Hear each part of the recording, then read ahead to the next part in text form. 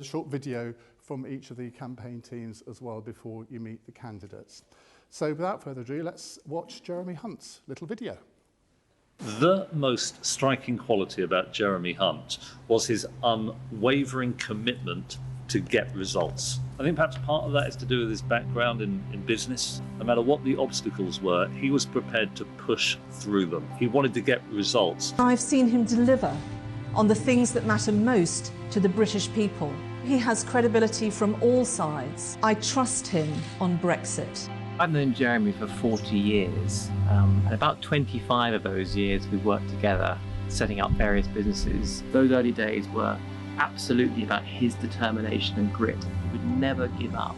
When I first met Jeremy, I realised he was a man who actually was committed to making a difference. In 2008, I lost my baby son Joshua as a consequence of serious failures in his care during my campaign to kind of uncover the truth about what happened. I was struggling to be heard. Jeremy really listened and treated me as a grieving dad rather than a troublemaker. I knew that this was somebody who was going to change things. My mum died quite tragically from poor care in Mid-South. Jeremy was incredibly kind. He saw the bereaved daughter behind the campaigner, and he saw it was people that mattered. I have known Jeremy Hunt since the early 2000s. He and his business partner started funding the education of children living with HIV in our community-based programme. Jeremy's generosity was sensed by us all.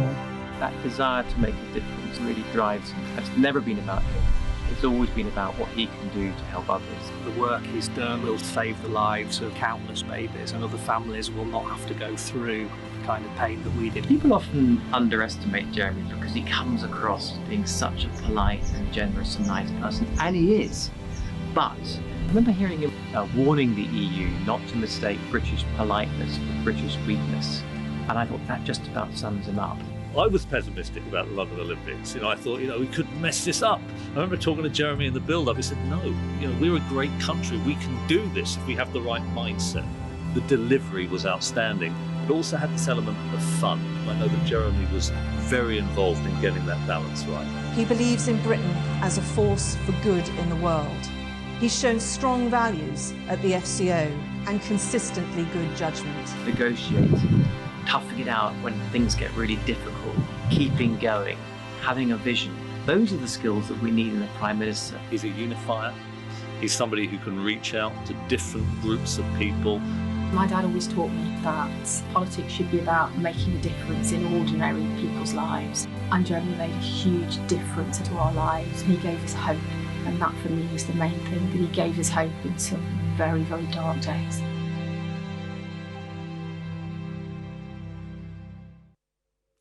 Ladies and gentlemen, please welcome Jeremy Hunt.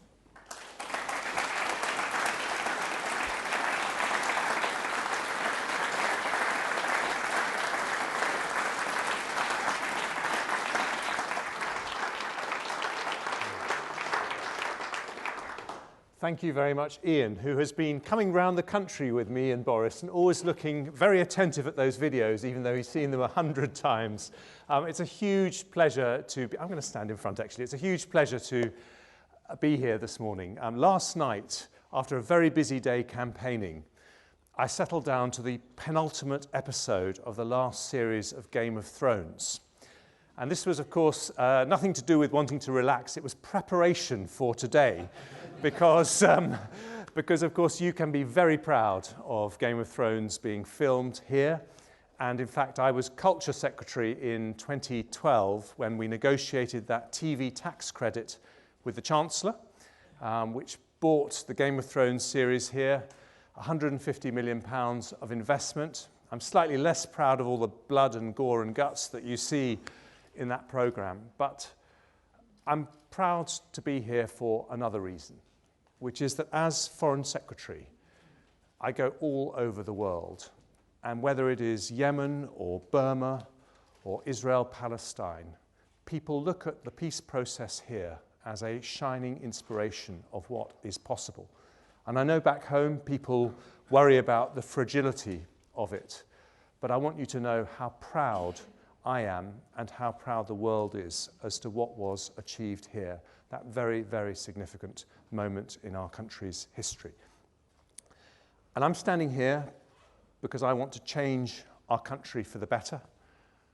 To govern is to choose, and I have 4 priorities that I want to change. And I'm going to tell you those 4 priorities, but we can't do any of them until we sort Brexit. And yesterday I met representatives from the Northern Ireland Farmers Union, the Food and Drink Federation, people from the border towns around Newry, and they talked to me about their concerns about a no-deal situation, not least the fact that 60% of the province's exports go through the Republic of Ireland. And that is one of the reasons why yesterday I announced a £6 billion support package for businesses, particularly farmers and the fishing community, to help us weather no deal if that is what we end up with. But I want to tell you that that would not be my first choice. And indeed, it's not the real choice in this election, because both candidates have said that we have to leave the European Union. That was the democratic decision. And both candidates have said that we have to leave without a deal if that's the only way to do it. The choice we have is who is the Prime Minister we send to Brussels who has the best chance of negotiating a deal, of avoiding those difficult choices that we would face in a no-deal situation. And if you choose me, I'll be the first Prime Minister who's ever had a background as an entrepreneur. I'm sure there are lots of people here who started their own businesses. What do we do when you start a business? You negotiate. And negotiation is what I want to do for our country to get the best possible Brexit outcome. And then the excitement starts. So I'm just looking at the clock here because Mr. Dale here will give me a big ticking off if we go over. But my 4 priorities, the first is, as someone who set up their own business, I want to fire up our economy. I want to turn it into the most pro-growth, pro-enterprise, fastest, most green, most high-tech economy anywhere in the world. We have some of the best universities in Europe, some of the best in the world. We could be the world's next Silicon Valley. Here in Northern Ireland, you know that because you have 40,000 people employed in the creative industries. A huge achievement and a huge opportunity. So that's number 1. Number 2, I am the Foreign Secretary who wants our country to walk tall in the world. My dad was in the Navy. We followed him all over the country. And I passionately believe that Britain is one of the few countries that stands up for democratic values and the security needed to underpin them. So I've said I will increase our defence spending to beyond 2% of GDP to send that signal to the world that at the point of Brexit, Britain is here, Britain is back, and our voice is going to be strong in the world. My third priority is one that is actually a devolved matter, but I want to tell it to you because it says something about our values as a party, which will be important here in Northern Ireland. I was Health Secretary responsible for the NHS in England for nearly 6 years. And we, as a Conservative Party, have to have a social mission as well as an economic mission. And I find it deeply troubling that nearly a quarter of our primary school leavers leave unable to read or write properly. And I want us to be the Conservative government that abolishes illiteracy and makes a promise that every single young person will leave the education system with the rigorous qualifications necessary to get a decently paid job. And the fourth of my 4 priorities is actually one for the Conservative Party itself. We have got to get more young people supporting us. We can't be the party of aspiration if the most aspirational people in our country don't vote for us. So I make a promise that we will go for young people with a whole series of policies. And of course, why did Corbyn do so well at the last election? Because he got young people to support him. We need them supporting us. And I will never, ever ignore the biggest threat facing British politics, which is a Labour Party led by the most dangerous, ruthless, anti-Western, anti-British, hard-left cabal that we have ever seen in British politics. Get this wrong, and there will be no Conservative government, no Brexit, maybe even no Conservative Party. Get this right, and we will deliver Brexit, unite our party, unleash the potential of our great country, and send Corbyn packing. And that's what I'm going to do. Thank you very much indeed.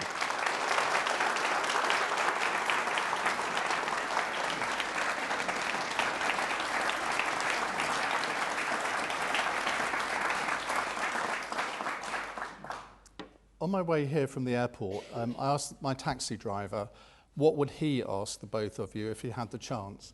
And he said, how is it justified for politicians in Stormont to be paid a salary when they're not actually doing anything? How are you better placed than your opponent to get the Assembly and Executive up and running again?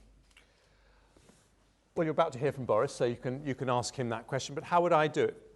First of all, it is totally unacceptable that politicians who are paid to run the NHS, to run the schools, to promote inward investment, are not turning up to work and doing their job.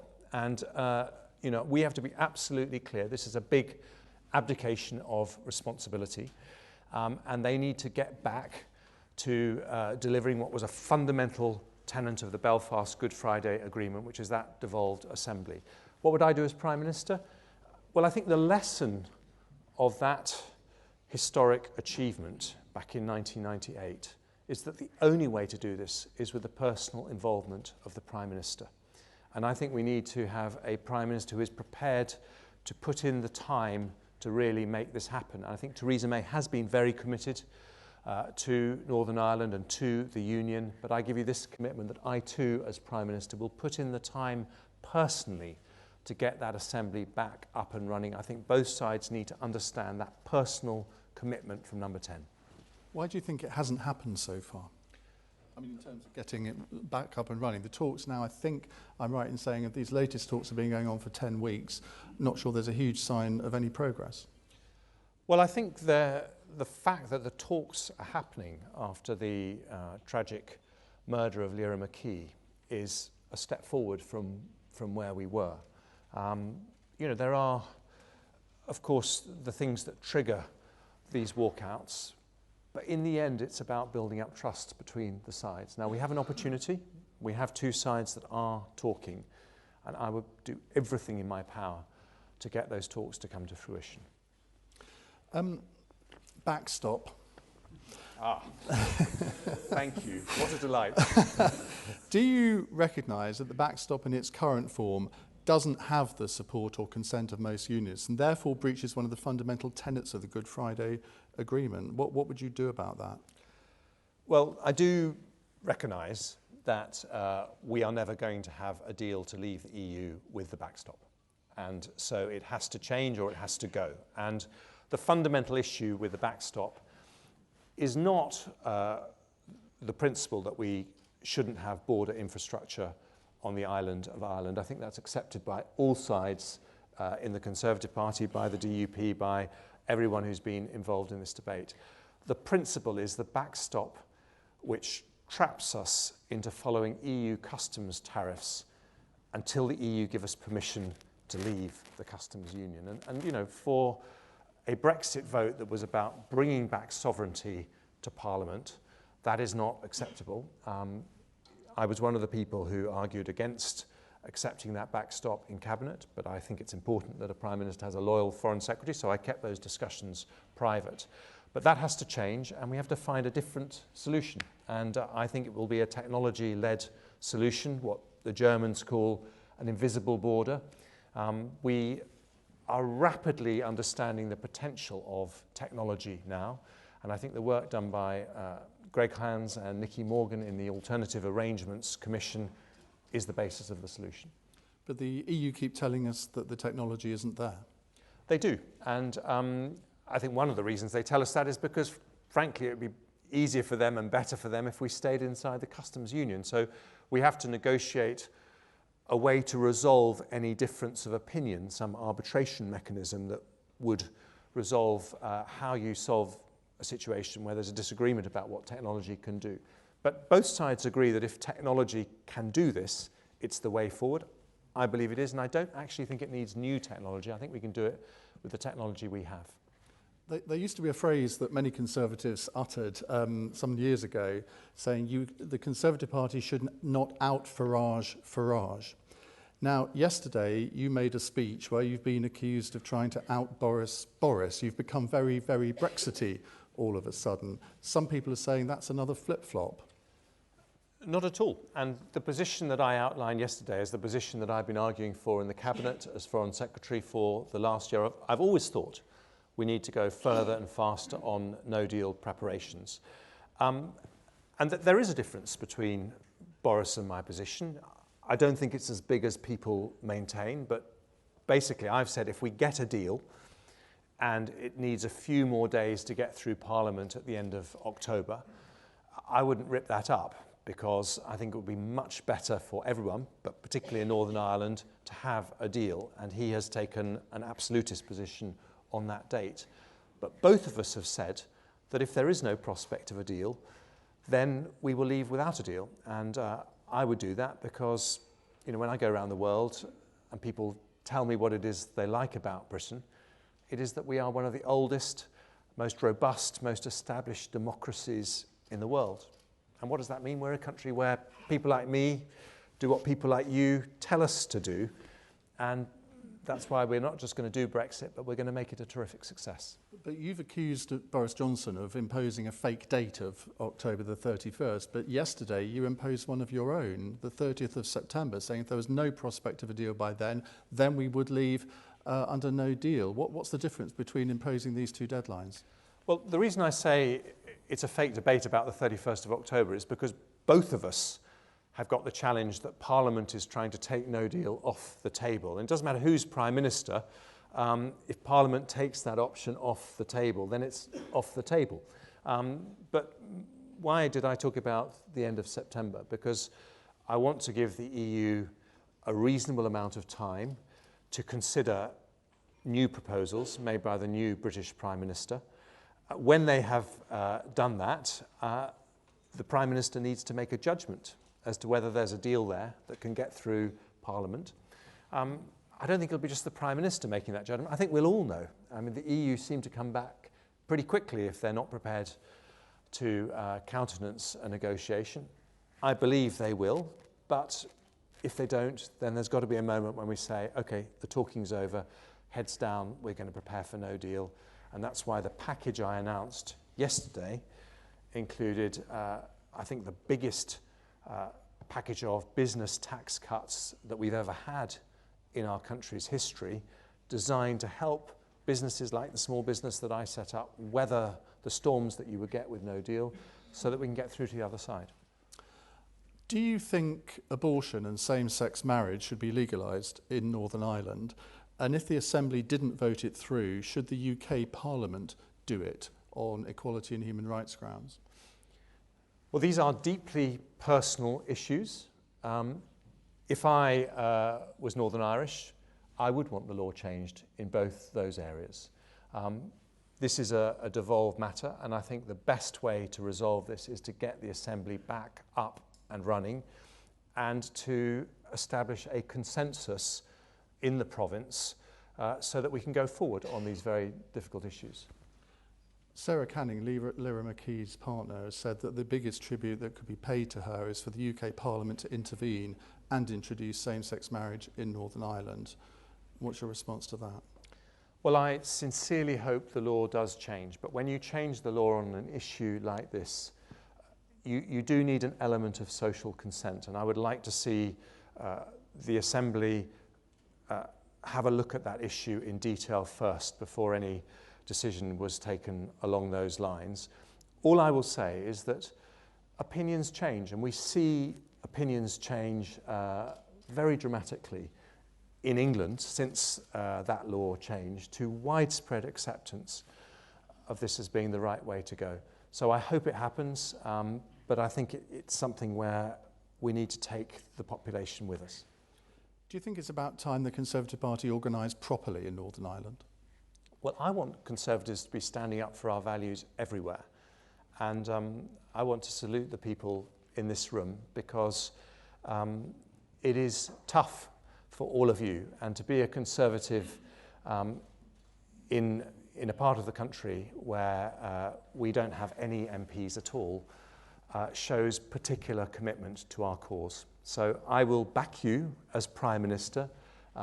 It's a long journey, but I would love to see Conservative MPs, Conservative Assembly representatives in Northern Ireland because we are a united kingdom and I would like the party of the Union to be represented in every part of our united kingdom.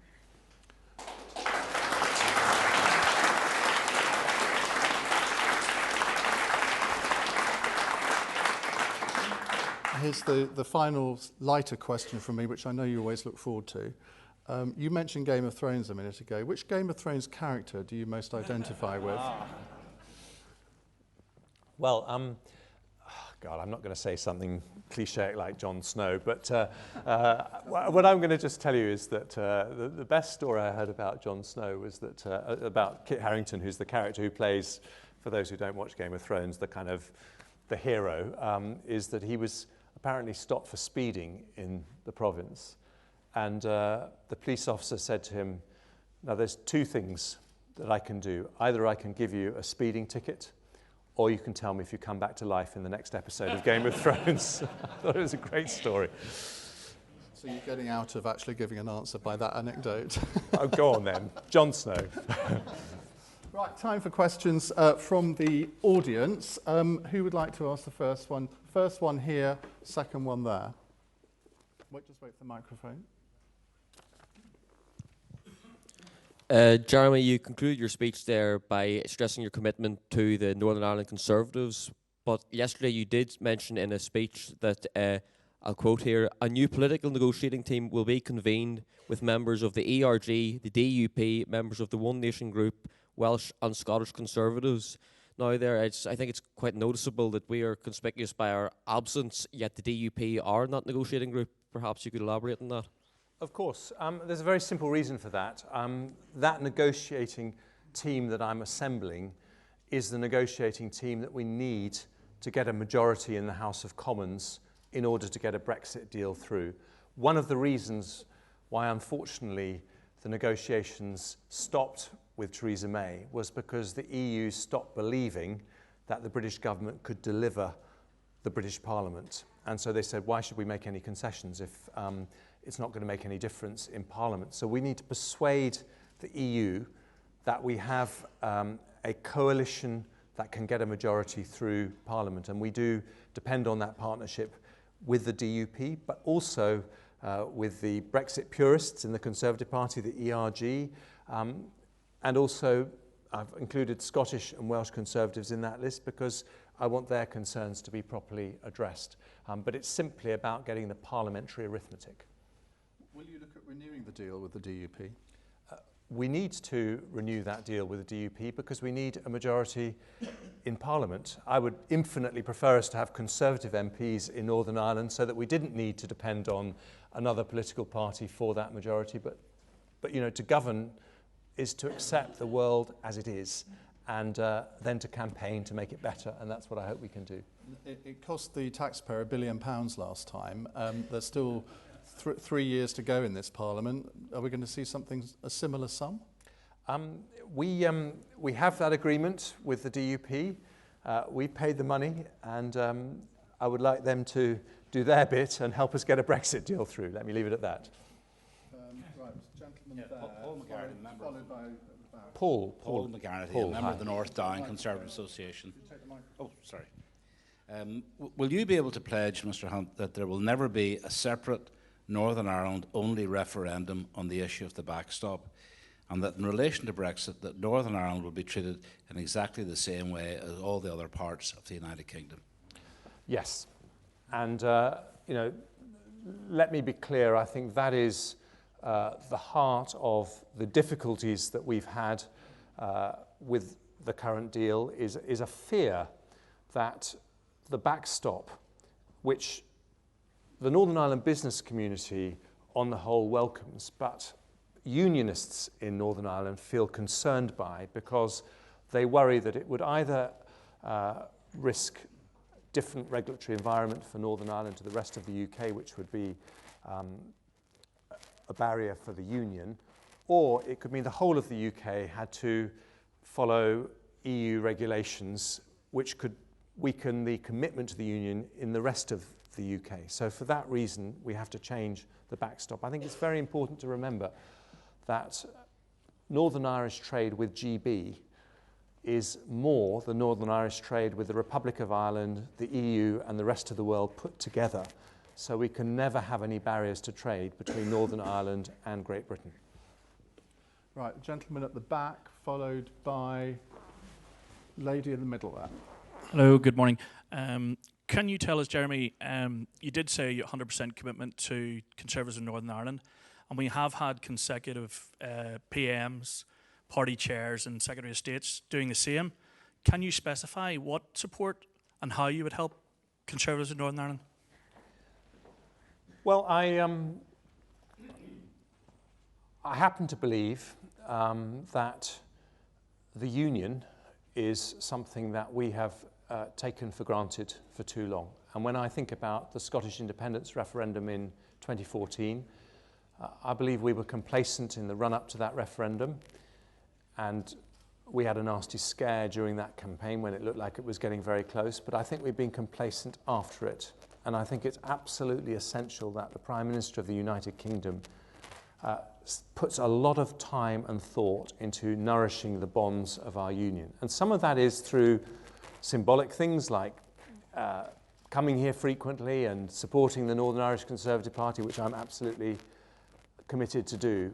But some of it is also through the approach you take to policies. And I think that Brexit, if we get it right, can massively strengthen our union because it will allow our great country to plough its furrow in the world in a way that is distinctly, uniquely British and makes all the four parts of the UK proud to be British.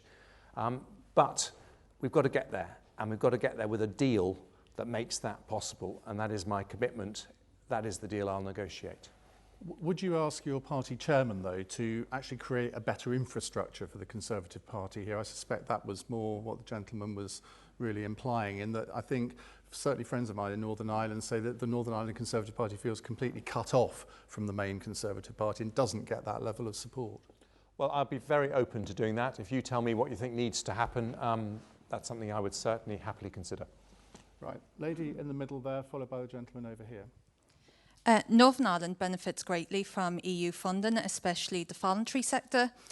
Yet there's still been no public consultation on the Shared Prosperity Fund or Treasury guarantees for Peace Plus. I'm just wondering what you intend to do if you do become party leader. Well, I think we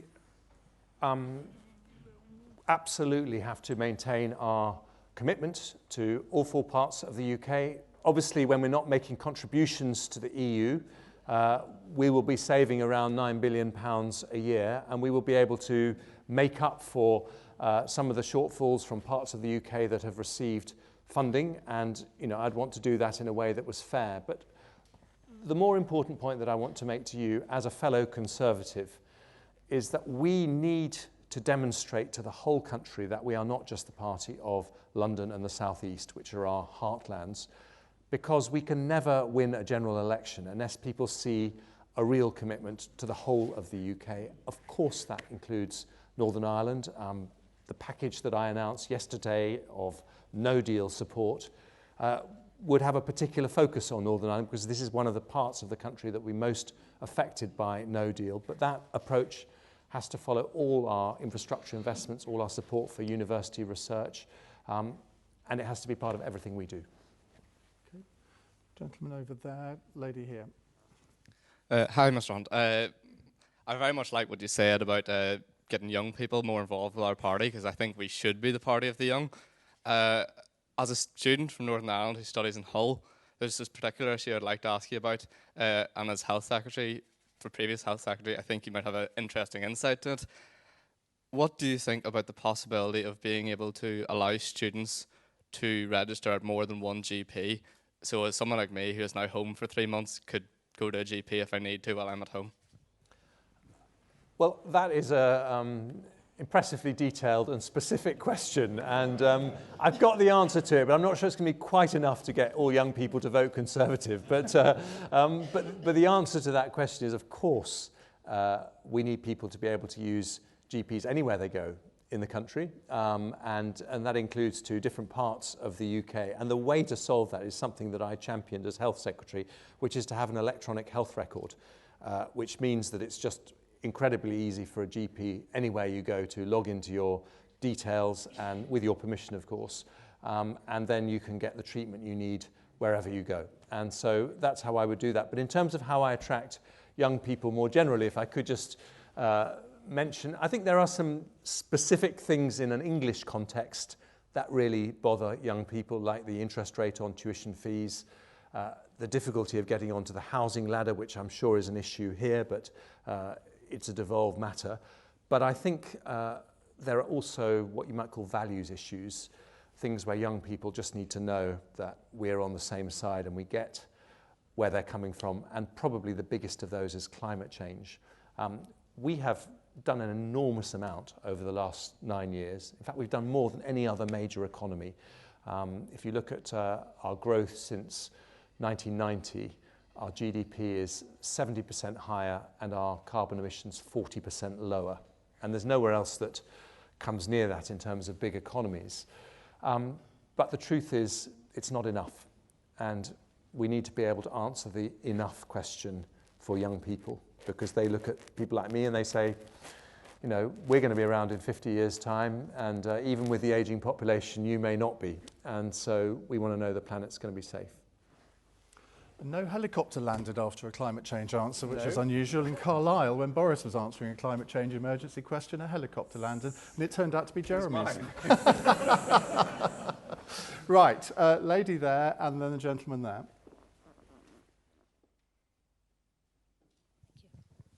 Felicity Houston, East Belfast. Jeremy, you were talking quite a lot about, particularly with your experience as Foreign Secretary, of getting Britain back on the world map in the position we should be in, and using our soft and hard power. But I'm particularly wondering how you see we would work with our relationship with China, which for the past few years we have been dazzled by their economic power, but blind to what they're doing to their own people. And I'm now thinking particularly in the case of Hong Kong, where the young activists there are begging the British government to come and speak on their behalf. And I feel we have a certain moral duty to the people of Hong Kong. And it reminds me a little bit of what happens here. We're often forgotten about, and it seems the same thing is exactly happening in Hong Kong, because economically it's not a good idea to upset the Chinese. So I do wonder how you would take us forward to a respectable relationship with a superpower like that, and particularly those people in Hong Kong. Thank you. Well, thank you, Felicity, for our, yes, let's give.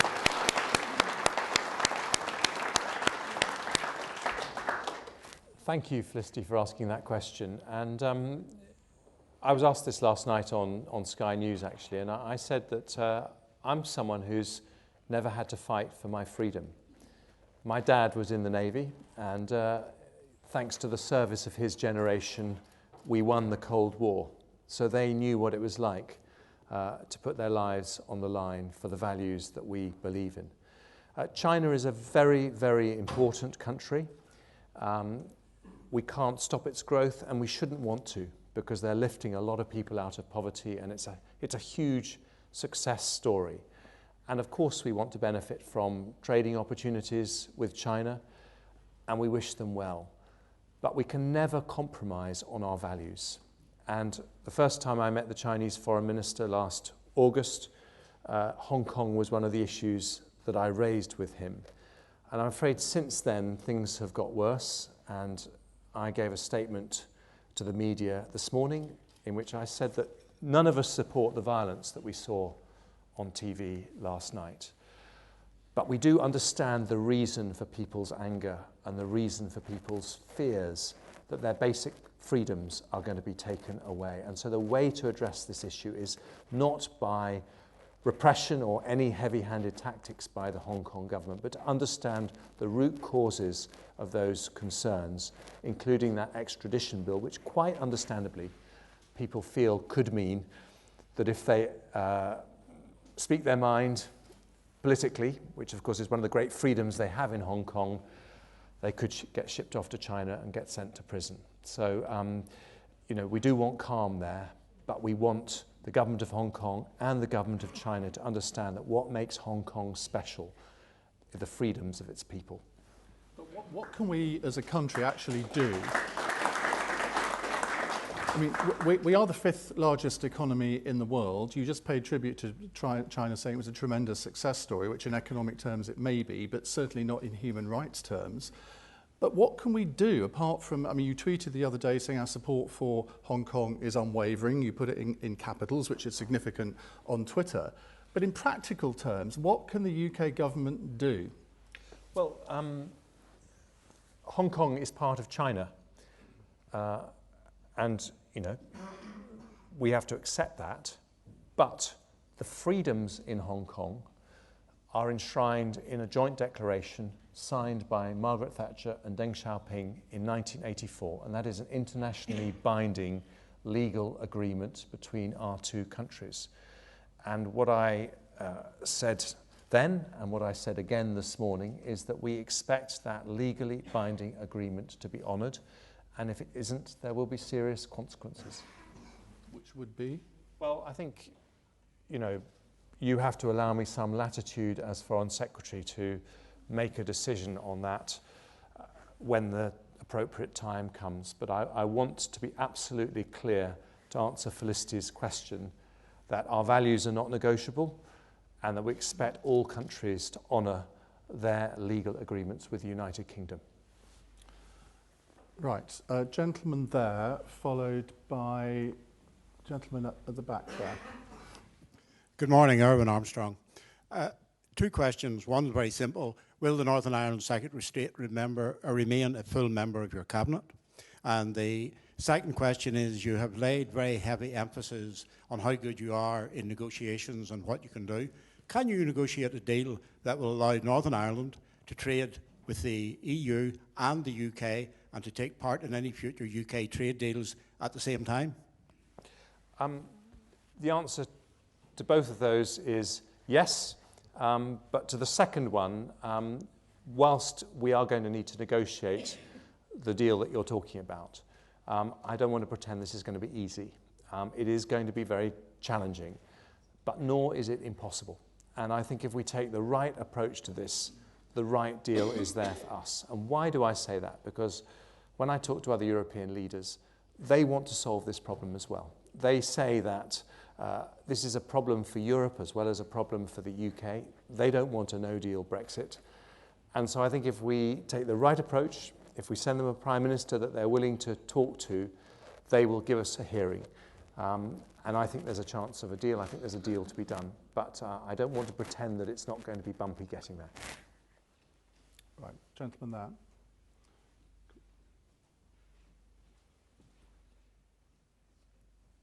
It's coming that way. Hi, Jeremy. There's just one question I'd like to ask. Nigel Farage has shown himself to be a highly competent operator. We need all the assistance we can get. Is there any chance of his expertise being tapped into? Well, the question was asked in a very seductive way. But I'm afraid I'm going to disappoint you and say no. And the reason I'm going to say no is, apart from all the many issues that people might have about some of the characters that surround Nigel Farage, he wants a different outcome. He wants a WTO Brexit. He wants a no-deal Brexit. And I think for Northern Ireland it would be infinitely better to get a deal, and that's what I'm going to negotiate.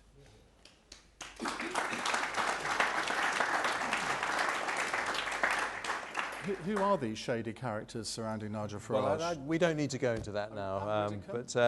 Well, Anne Widdecombe is a great Conservative politician. She should be with us. Right. Okay, so here. Thank you. What, just a second.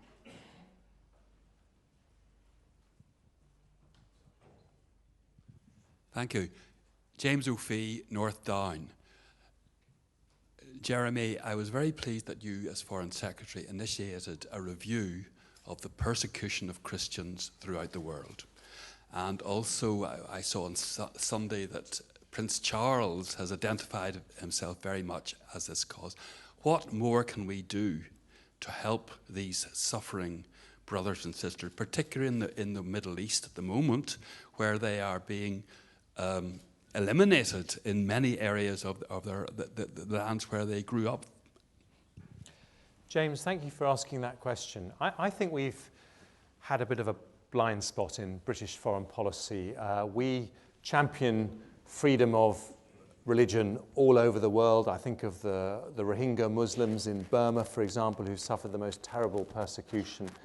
But whether it's because of political correctness or a sense of awkwardness about our colonial past and the missionaries, I don't know. But the fact is that 80% of the people around the world who are persecuted for their faith are Christians.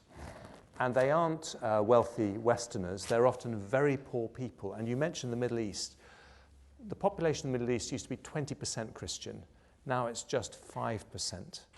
And when you look at some of the terrible murders that happen in countries like Afghanistan, Libya, Egypt, what I notice is that often these things are happening in countries that we give a lot of aid money to. And so the question I want to ask is, are we using the influence we have to try to protect people who just want to worship their own God, our God, my God, in freedom? And that's what we should be championing. So I've asked the Bishop of Truro to do a review as to what more we could do in the Foreign Office, and I'm hoping that we'll publish that review next week.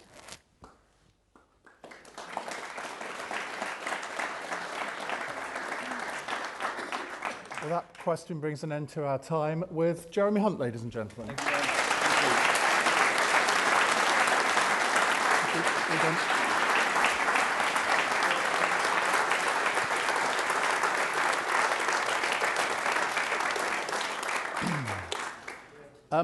I very rudely didn't actually introduce myself at the beginning. For those of you who don't know me and Dale, I present the LBC evening show each evening. I know many of you are listeners, as you've been telling me in the run-up to this event. Now, we are now going to watch Boris Johnson's campaign video before we meet him. Nice to see you. Hello, good morning. Hello. Yes, of course you can.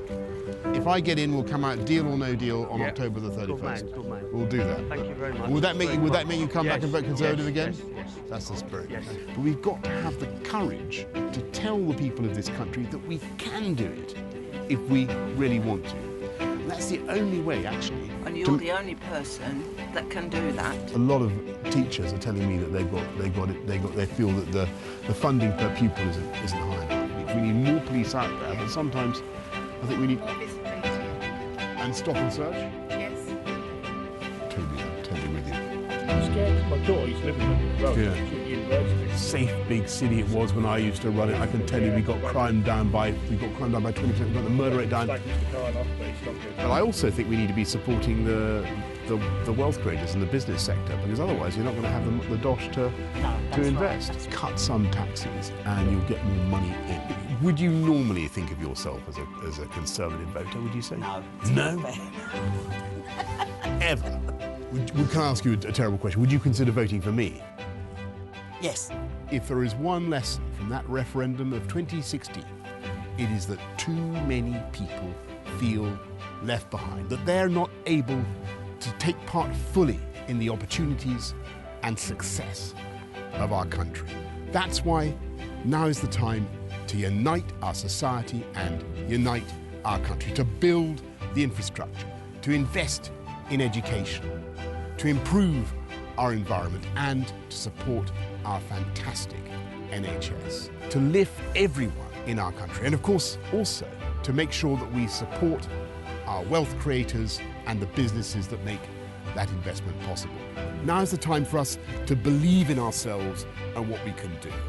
And that's why I am standing to be leader of the Conservative Party. Ladies and gentlemen, please welcome Boris Johnson.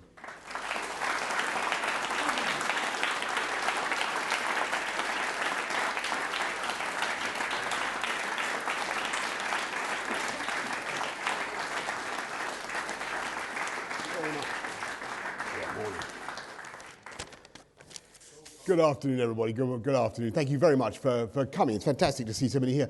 Last time I was speaking to the Conservatives in Northern Ireland was in Bangor many years ago. Any veterans of that occasion here? I don't know whether there are, but I can tell you it was a time when our party was pretty much down in the dumps, and everybody said that we were facing a resurgent and very dangerous Labour Party. And of course, they were right then. They were right then, but I'm afraid that there are huge differences between then and now. And yes, it's true that our party is facing difficulties, but we can turn it round. And we can turn it round and we can come back to win. We can turn it around by doing three very simple things. Number one, we've got to get Brexit done, and we've got to get it over the line. And we've got to get it done by October the 31st and come out of the EU. And that, believe me, will be a major relief to politics across the whole of the United Kingdom. And there are several things that we need to do. We need to make sure we look after our friends, the European Union citizens who are here. We need to make sure that we don't give that £39 billion away too cheaply, and that we suspend it in a state of creative ambiguity above the talks until such time as we get an agreement. And of course, we need to sort out the problems of the Northern Irish border, where those problems should be sorted out in the context of the free trade deal that we're going to do after we have left on October the 31st. And I think it's absolutely vital here in Northern Ireland to stress two things. And number one, that we will under no circumstances have a hard border. There will be no physical checks or infrastructure at the border in Northern Ireland. And number two, we will make sure we have an exit from the EU, a Brexit that allows the whole UK to come out entire and undivided. And we keep our union absolutely intact. And we can do it. We absolutely can do it. And I'm determined to do it, as I say, by October the 31st. And one of the pledges I have made is that if I'm lucky enough to be successful in this contest, I will be not only Prime Minister and First Order of the Treasury and Minister for the Civil Service, but I will also be Minister for the Union, in which I passionately believe. Because everywhere I go around the world, I meet people who don't identify our amazing country as England or Ireland, Northern Ireland or Scotland or Wales. They think that we are the United Kingdom, and they see our brand, the UK, as being far, far more powerful as the sum of our, far more powerful than the sum of our parts. And I think they're right, and we should fight for that union, and we should defend it and protect it. And I think the second thing that we need to do, obviously, is to get our mojo back as Conservatives and to believe in our cause, to believe in wealth creation, and to stand up for the moral force of our political ideas, because they're the right ideas.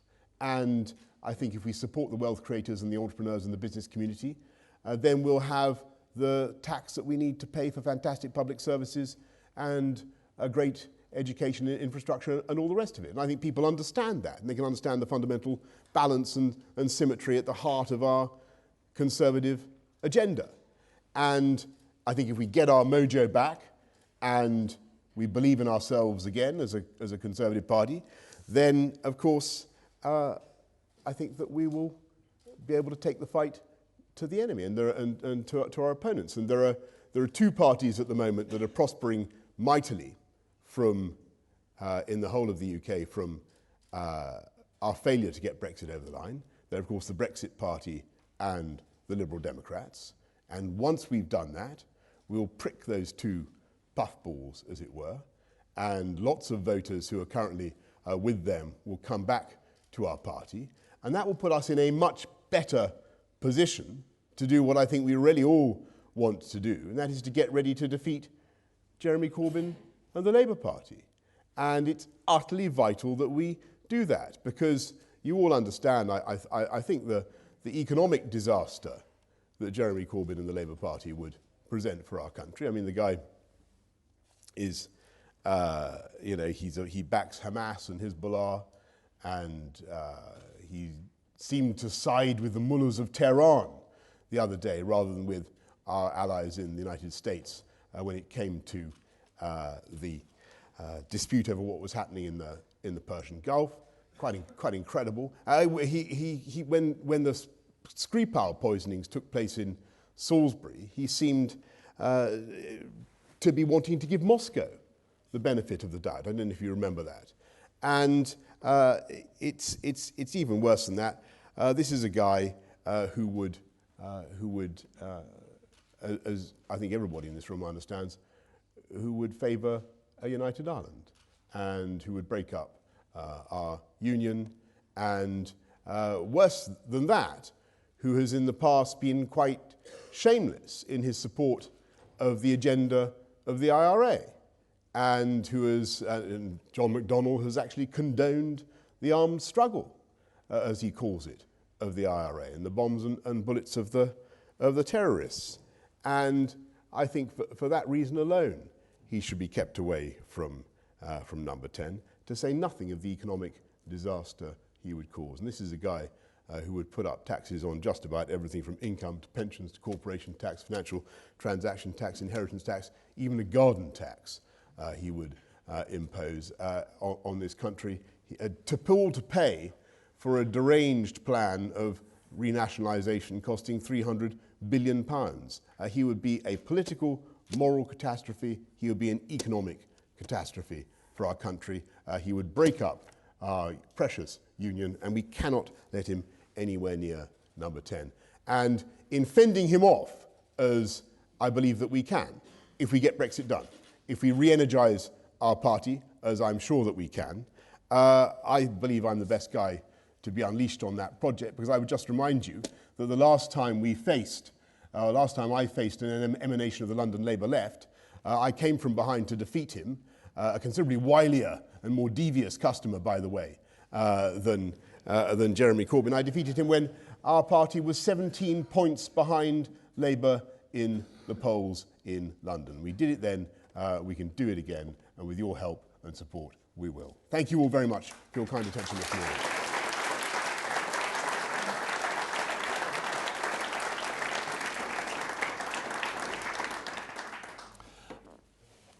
On the way here, I asked my taxi driver what he would want to ask the both of you. And he said, how can it be justified paying members of the Northern Ireland Assembly when they haven't an executive back up and running again?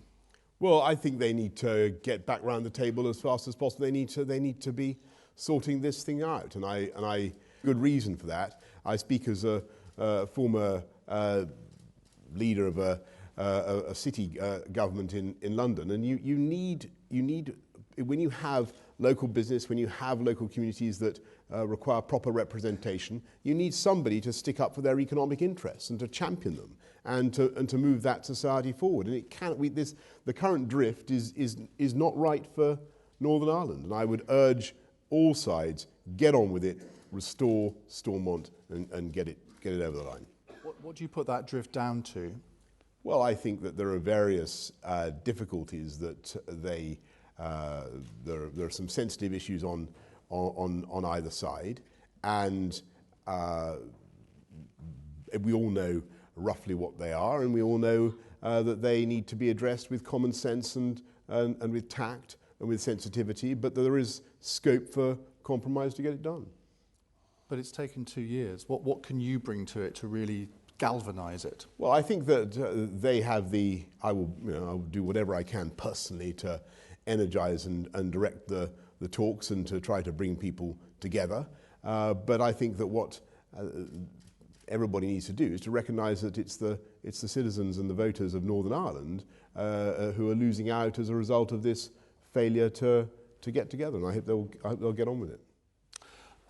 Moving on to Brexit, do you recognise that the backstop in its current form doesn't have the support and consent of most unionists and therefore breaches one of the fundamental tenets of the Good Friday Agreement? What will you do about that?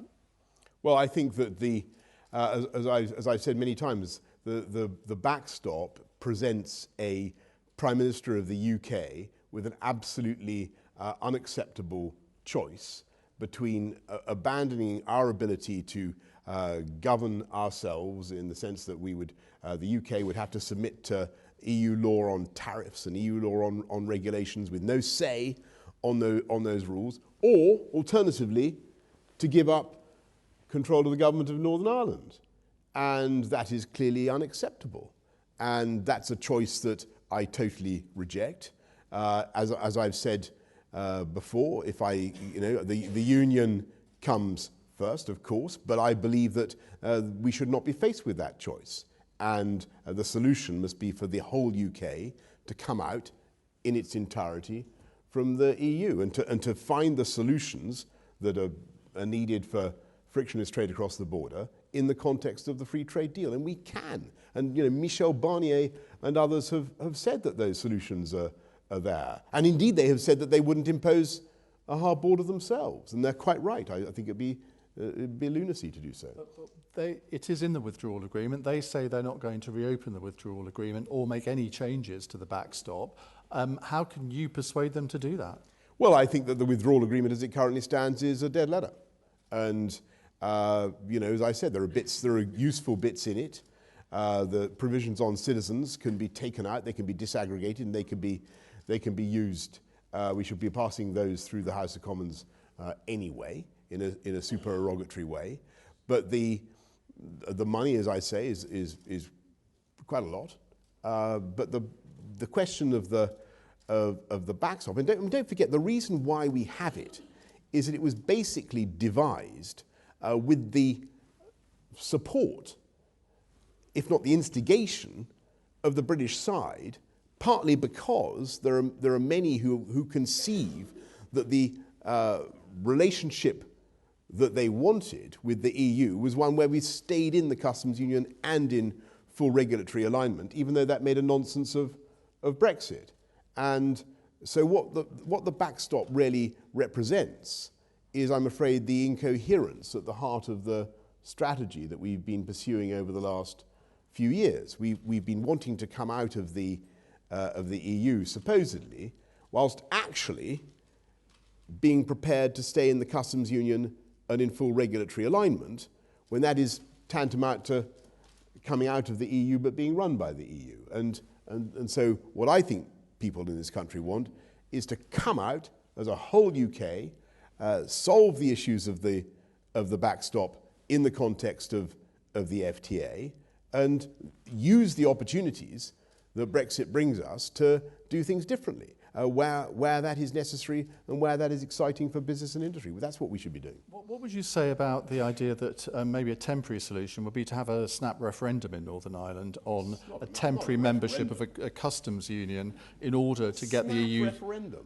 Well, in order to get the EU the only thing to... that would snap was, I think, people's patience. I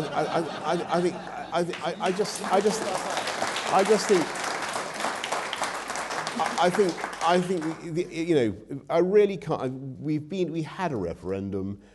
Issues were very extensively debated. Let's get on and deliver on the mandate of the people. Because if we don't, believe me, my fellow Conservatives, and it's great to see so many here, we will continue to hemorrhage support in our country, and the Conservative Party will not recover as a fighting force until we get Brexit done and over the line, and until we get it done properly. Believe me. Do you think that abortion and same-sex marriage should be legalised in Northern Ireland? And if the Assembly doesn't vote it through, should the UK Parliament do so? Look, I think that this is preeminently a matter for the people of Northern Ireland, and that is why, and at the risk of sounding like a crack record, I want and hope that the government of Northern Ireland can be resumed as soon as possible, so that this issue can be decided in the forum where it properly belongs. In other words, at Stormont. I mean, this is for the people of Northern Ireland and for their politicians. What do you say to Sarah Canning, Lyra McKee's partner, who said the greatest tribute that could be paid to her would be for the UK Parliament to actually enact same-sex marriage in Northern Ireland? Well, I understand her feelings, and I voted years ago for equal marriage and support it completely. But I think that the forum in which this issue should be debated and decided is the government of Northern Ireland, and that's another reason to get it going. Get it going for economic reasons, but also to sort out these difficult political questions. And I don't think that the UK government should be imposing something that should be decided here by the people of Northern Ireland. Do you think it's about time the Conservative Party organised properly in Northern Ireland? Well, I think this looks pretty proper to me. I mean, you know, well, look at. I think I think it's vaguely disrespectful of Ian to suggest that this turnout today is no. To boo me again. No, not at all. No, I didn't encourage you. No, you didn't. You know. No, well, let me take that back. No, no, don't boo him under any circumstances. He's a great man. No, you know what I mean, in the fact that in Conservative campaign headquarters in London, they give lots of money all around the country to different constituencies, different regions to promote the Conservative message. I think there is a feeling in Northern Ireland that the Conservative Party here is treated as a bit of a backwater. Well, I think I may be the only candidate left in this race who's actually been to speak to the Conservative Party in Northern Ireland before. I don't know whether you interviewed my I don't know whether he raised it, but I mean, I in Northern Ireland, I've done what I can to help and to encourage. And I do think it's wonderful that Conservatives are organising here in Northern Ireland. But the fact is that we have an arrangement of confidence and supply with the DUP, and it's perfectly right that I think Philip Hammond and myself and a number of others did go to their conference. And shall I tell you why I think that was a reasonable thing to do? Because if we didn't have the DUP supporting us in Westminster, much as I admire the work of Conservatives in Northern Ireland, if we didn't have the DUP, and I'm afraid the truth is we would have Jeremy Corbyn, who has an agenda to break up the union, to say nothing of his support for the IRA and all the rest of it. So I justify my visit on those grounds, and I was made it absolutely clear that I was speaking as a visitor and not any sense of participant at their conference. Shall we move on to the next question? Final question. Yes, of course. Yes. Do you watch Game of Thrones? I have watched bits of it. I haven't got into it but of course I know that Game of Thrones is filmed here in Northern Ireland, and not only that, but of course Game of Thrones is I think the next Star Wars movie. I think George Lucas is going to do a film about Obi-Wan Kenobi, as far as I know, which is going to be made here in Northern Ireland. But many, many wonderful things are made or come from Northern Ireland. Is there a character in Game of Thrones, or even Star Wars, that you can identify with? The trouble is, I don't know Game of Thrones well enough to be able to identify with any of the characters. Star Wars. I tell you what, I identify very much with the guy with the lightsaber. The Jedi Knights, that's it. I tell you why. Because I'm delighted to say one of the many links between Northern Ireland and myself. I'm proud to say that the lightsaber is was invented, guess where? In Uxbridge in South Ruislip, I'm proud to say, which is the constituency I represent. And I have a lightsaber in my office in Westminster. It's a most beautiful thing, which was presented to me by no less the figure than Christopher Lee. Anyway, that's a digression, but it shows how our United Kingdom is linked together. We invented the lightsaber in Uxbridge. It is wielded in Northern Ireland, and the resulting film is sold around the world and grosses more than any other movie in history or something like that. Which shows, by the way, how the UK is dominant in the creative culture and media sectors as well as so many others. Right, time for questions. Who would like to ask the first one?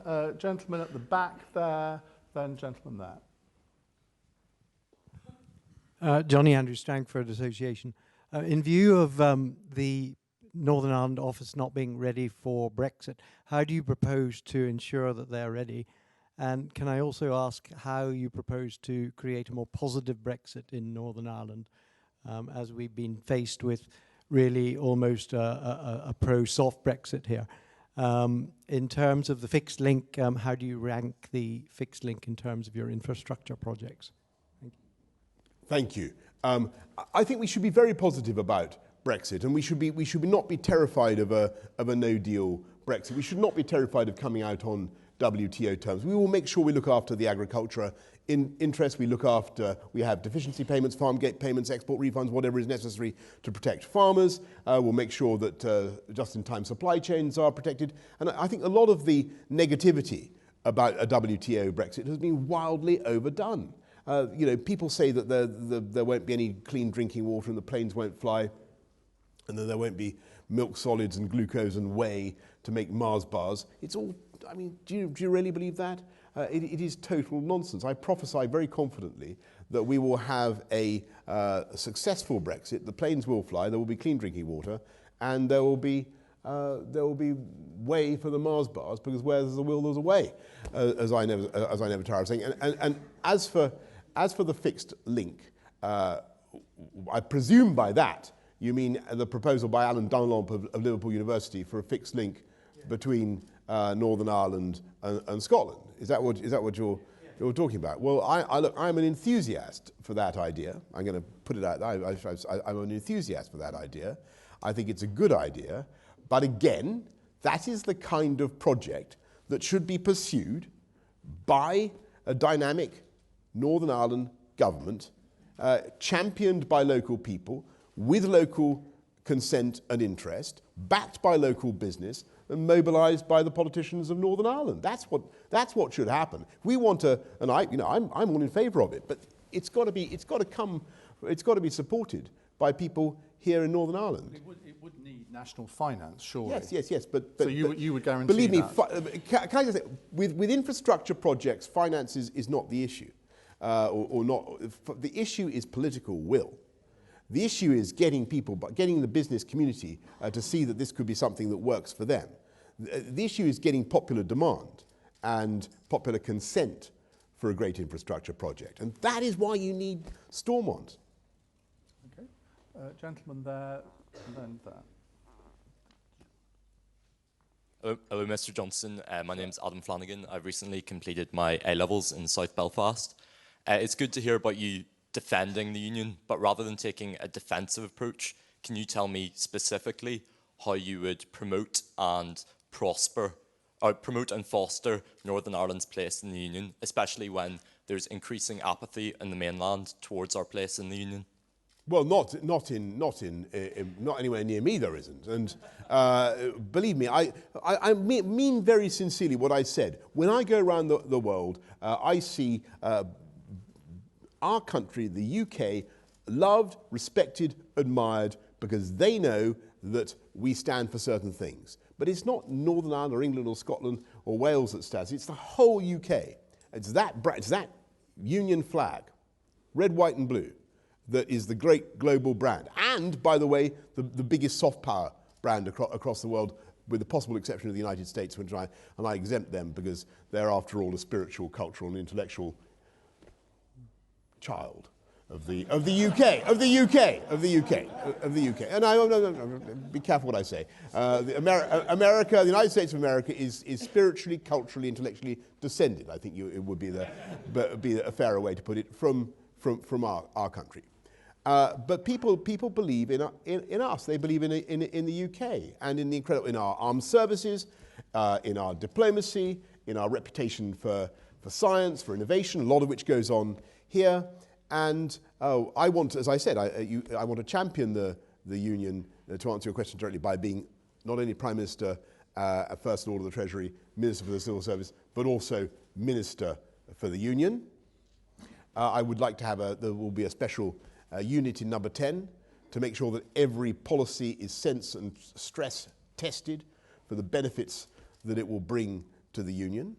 And I want to make it absolutely clear that under no circumstances, whatever happens, will I allow the EU or anyone else to create any kind of division down the Irish Sea or to attenuate our union. And that is why I so bitterly opposed the withdrawal agreement, you may recall. And that's why the best way forward for our country, and that's why I resigned over Chequers, you may recall, because it's a terrible moral blackmail it puts on the UK government. You can't have that.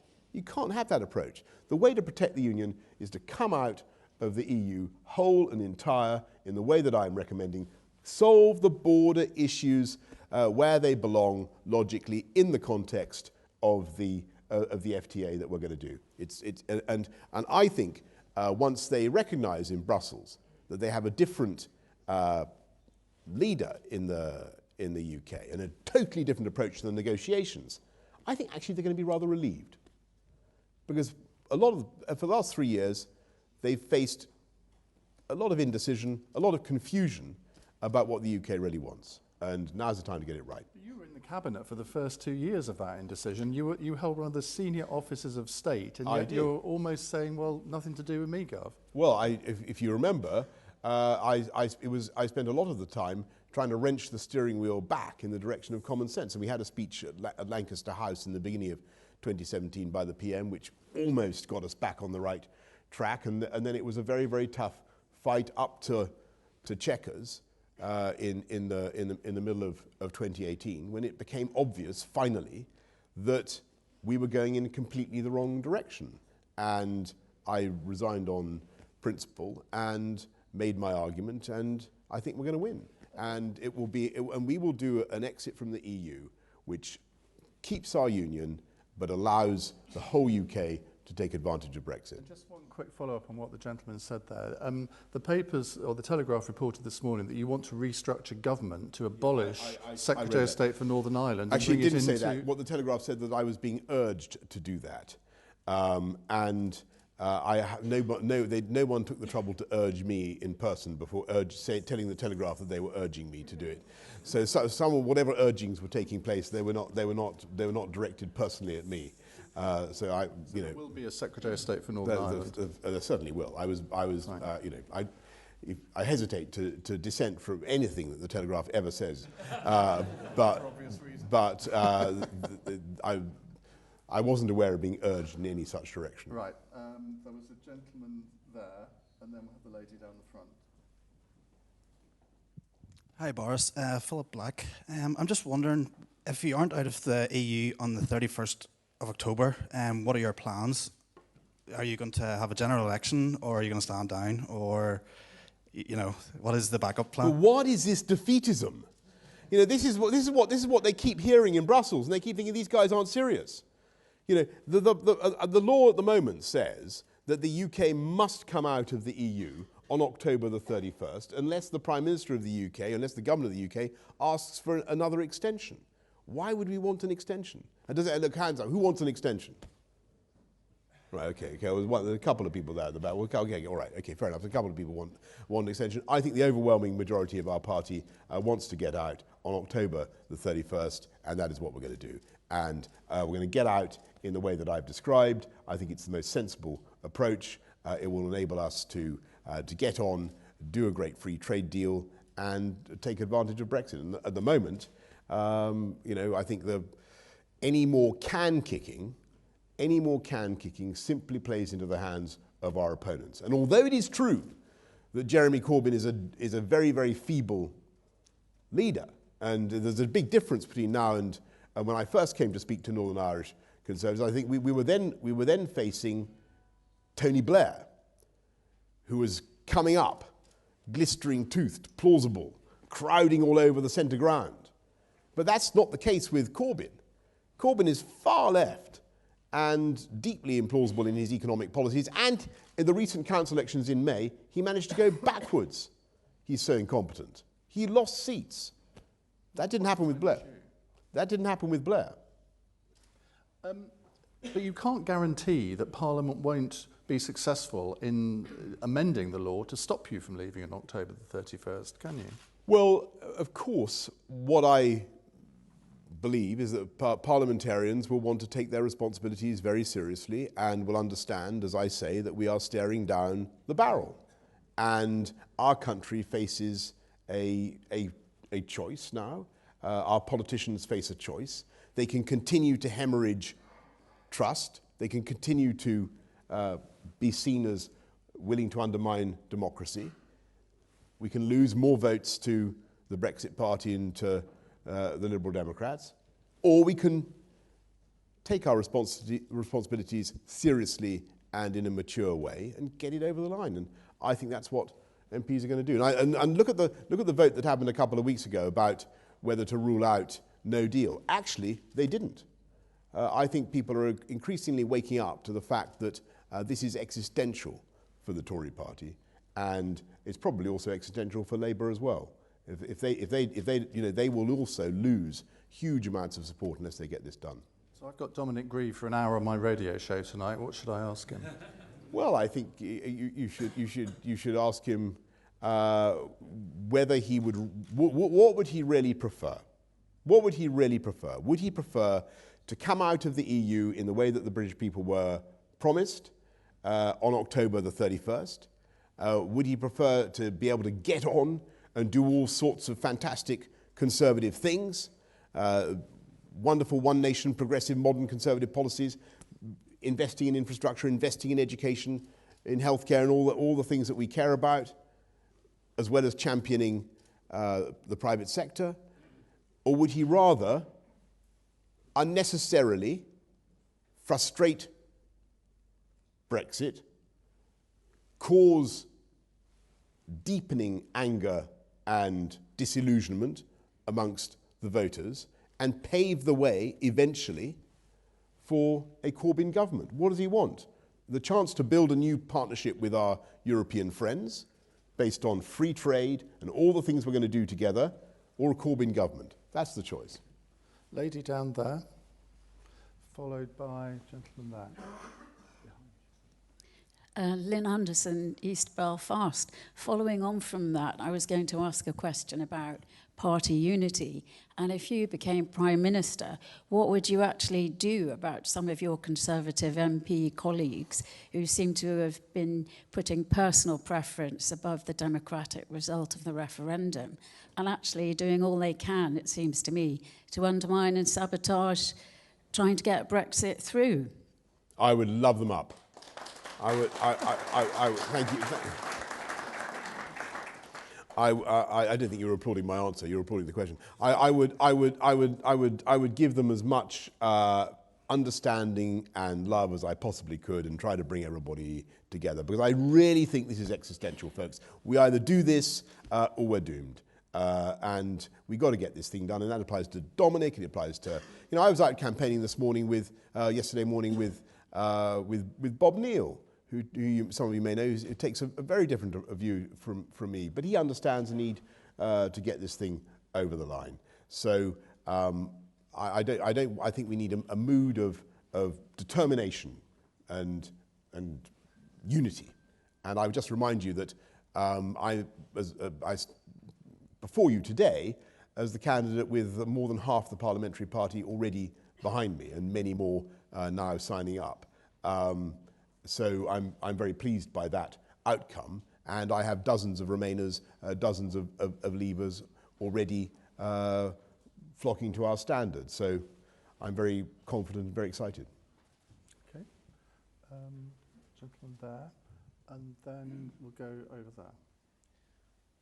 Thanks very much for taking the question. So Queen's University Conservative Society, Rowan Wise, I'm the chair.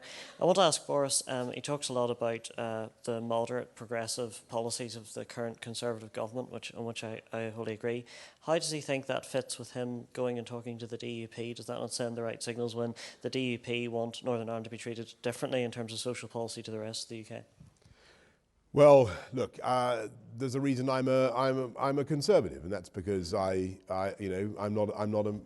believe in our policies. We should be very proud of our record in delivering on equalities, and I believe that we've done some great things for society in the whole of the UK, and we should stick at that. And I've said what I've said about the DUP, which is that actually I think that they have been indispensable by delivering that agreement on confidence and supply in preventing our country being governed by Jeremy Corbyn and the Labour Party, and that's the choice we face. Do you get frustrated that you are painted by your opponents, I don't mean Jeremy Hunt, but in the media on the left of politics, as some sort of right-wing populist, whereas actually, if you look at your record on particularly social issues, you're about as liberal as you can get? Well, I know that people think I know. I don't know where it all comes from. It's complete hysteria, but there you go. People will say all sorts of extraordinary things, and you just have to keep trying to correct them. I was, there's I tell you what, it's all. I remember before I became mayor in 2008, there were a whole bunch of lefties who promised faithfully to leave the city or the country if I was elected. And The Guardian ran a whole supplement about how awful I was, and the most bigoted, xenophobic person that had ever stood for high office anywhere in the UK. And at the end of 8 years, most of them were working for me, actually, when I was certainly supporting me. And I think I had 60% support more at the end than when I came in. But I remain a proud, free market, low tax conservative. I just happen to think that our country does better when we send out a signal to the world that we're inclusive and tolerant and generous in our approach to other people, and that is one of the reasons why the UK economy is so massively successful. Right, gentleman. Thanks very much. Having moved here from Scotland, I was delighted to see Malcolm you there. Scott. Yes. We did a great trip up to the Highlands. I remember. Quite a few years ago. With hearing your comments about the bridge, which was very positive, because I'd love it. But massively you'd pro the have to bridge. do a lot of infrastructure around Stranraer and all that. Yeah, and what needs to be done, which is political will and local will. How would you view the same political will and local will if there was a promotion of a financial tax-free zone in Belfast? Well, that's the sort of thing we can do, but only once we leave the EU. Malcolm, thank you very much for your question. We could do free ports. It would be a massive boost to this economy, but only once we come out. And I want to have about 6 of them, by the way. We should definitely be doing free ports and tax-free zones. They have delivered around the world. Well, I think there are about 130 countries that have them. We don't, because of our membership of the EU, and there are plainly areas that would benefit from them. So why 6, and where would they be? I'm not going to tell you where they're going to be. I tried. They're going to be all over the place. I tried. Particularly in Northern Ireland. Right, lady there. Wait for the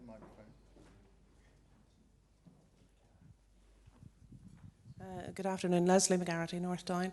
I wanted to ask you, Boris, about the national crisis that is facing us all, which is social care. And I'm a provider of social care in Northern Ireland, and I have seen over the last number of years the cuts and the difficulties there are in both staffing, recruiting and sustaining social care. And we saw how Theresa May fell on the sword of that on the dementia tax, and how Labour was so easily able to beat her with it at the last election. What would your proposals be to sustain and establish social care in the United Kingdom? You are so right. I mean, it's fascinating. Doing election campaigns like this is so valuable because you really start to understand what's top of people's mind. This is number one. And we've got to sort it out because it affects every family in the land. It affects my family, it affects everybody's family.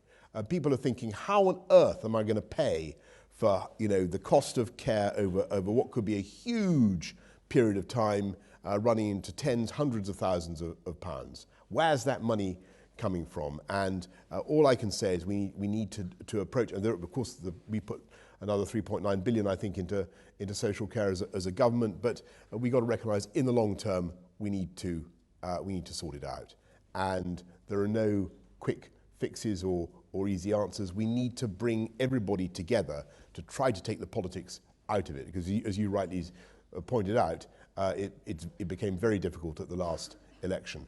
The two principles should be that nobody should face eviction from their home to pay for the cost of their their social care. And everybody should be entitled to stay in their home. And number two, everybody should be entitled to dignity and security in their old age. But we need to bring the parties together to sort this out across our country. Ladies and gentlemen, Boris Johnson. Is that it? That's it. Thank you very much for that.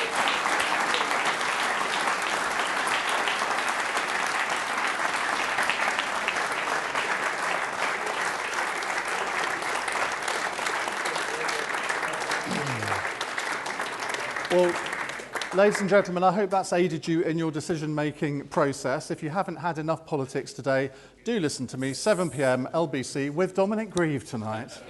Thank you.